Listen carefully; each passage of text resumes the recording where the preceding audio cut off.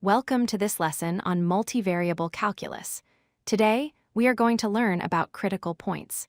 Specifically, we will understand what it means for the gradient of a function to be zero. First, let's visualize what we are dealing with.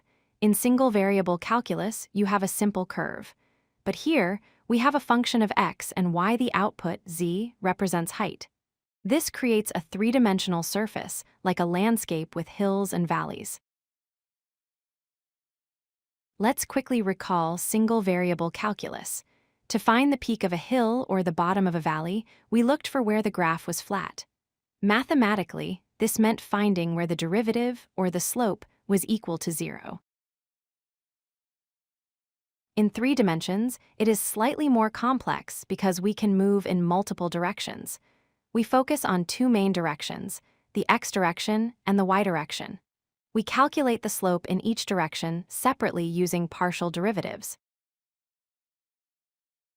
We often package these 2 slopes into a single vector called the gradient.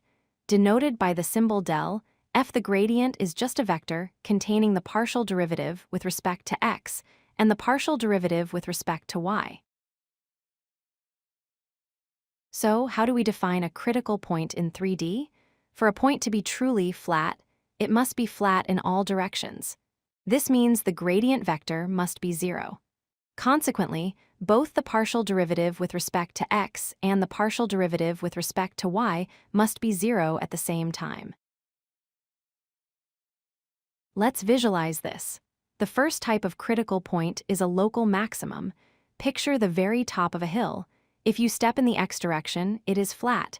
If you step in the y direction, it is also flat. The slope is zero in every direction.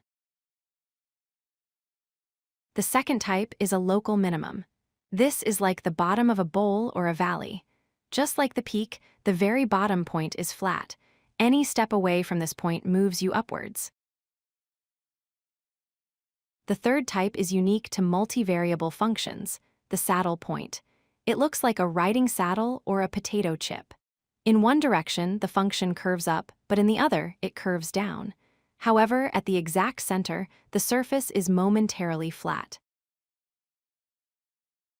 Finding these points is a straightforward process. First, calculate both partial derivatives.